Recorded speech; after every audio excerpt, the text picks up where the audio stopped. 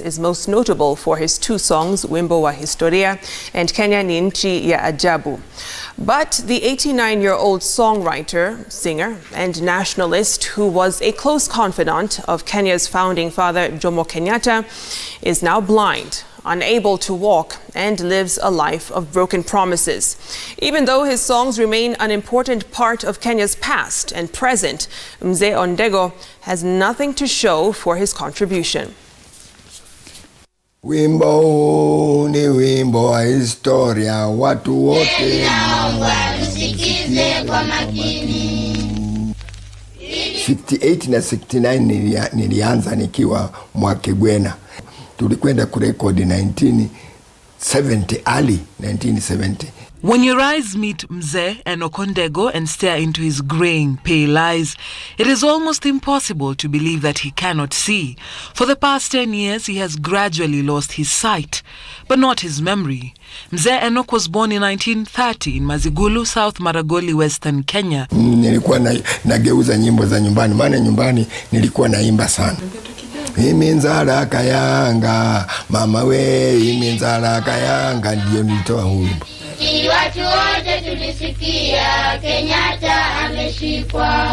He joined Kamosi Teachers Training College, where he qualified as a P3 teacher. In the 1950s, while posted in Mombasa, he was actively involved in the pre-independence politics as the Mombasa Kanu Branch Assistant Secretary. He shows us scars on his feet, which he says he sustained during battles with members of the Mwambao United Front, who were violently clamoring for the coastal strip to be part of Zanzibar just before independence. In these climes, he wrote songs of liberation. In independent Kenya, Ondego, who was posted to Samburu Primary School in Mombasa, was appointed Kenya's presidential choirmaster, and he became Jomo Kenyatta's close confidant. The choir he founded, Mwakigwena Choir, would always perform in presidential functions. Every April, August and December, he and his choir would always welcome Mzee, who loved the coast as his holiday destination. In 1966, they sang in his Gatundu home for the first time. Ondego said his life changed completely when Mzee died in 1978. He and his choir were only a memory.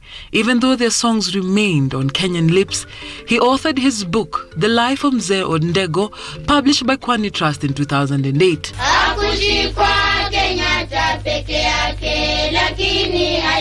But when President Uhuru Kenyatta ascended to power, he remembered Ondego. He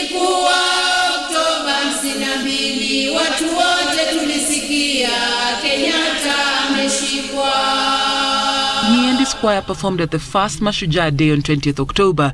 Ondego tells us that he holds dear the invitation to State House and a personal conversation with President Kenyatta. Wewe nitakujengea nyumba nzuri sana. Akaita Daktari Atinga, Professor Daktari Atinga, akamwambia huyu atibiwe mpaka apone. I want to see him walk. In 2017, he was awarded the Order of the Grand Warrior Medal for his contribution to Kenya's artistry. But what he says saddens him is that he has never received royalties for public performances and broadcasts of his songs, which he says is owed to him by the Kenya Broadcasting Corporation KBC, previously KBS, the service, and initially the Voice of Kenya, VOK. The matter of his compensation was also raised in Parliament in 2012. Nini nisidai wawa watu wameimba nyimbo zangu miaka 39. Mimi nilirekodi hizi nyimbo. Aliyenipeleka kunirekodi ni hayati Mzee Jomo Kenyatta. Ukarekodi tena, uregister tena. Hiyo ya rais uwe mbali. Nikaenda nikaregister tena. Pesa zako utapata hivi karibuni. Nimengojea 2018 imekwisha. We could not independently verify all the promises broken or get a reply over the payment of royalties from KBC at the time of broadcast. But this letter from the corporation dated 2nd February 2019 says, and I quote, KBC did not enter any agreement with him promising to reimburse any monies and urged him to move to court if he feels his rights are being trampled on. Shilingi milioni 500 mtu wa Steadman aliniambia wakulipe pesa namna hiyo, wametumia pesa zako nyingi katika vikundi ya aina mbalimbali. He sought audience at State House with President Kenyatta this Tuesday, but he was unsuccessful. Ondego says he will not go back to Mombasa, where he also serves as a Baptist bishop, living in poverty, until he is paid his royalties, which will benefit not just him, but also the choir members and all the voices that chorus the songs he wrote. I played Leila Mohammed's rendition of Wimbo wa historia.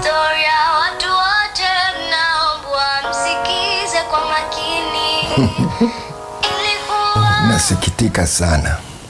Bomas of Kenya ilijengwa ili iwe ya nyimbo za kitamaduni na kukumbuka nyimbo za uhuru wetu, lakini imegeuzwa imekuwa ni boma la siasa, na watu hawaimbi nyimbo kulingana na kitu kimetendeka.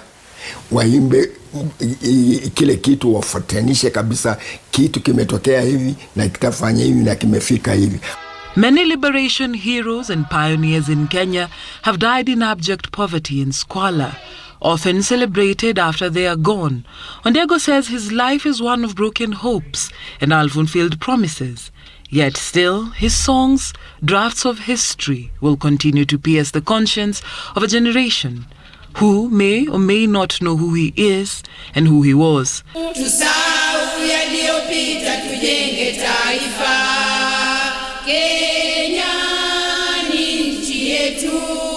Dorcas Wangera, Citizen TV.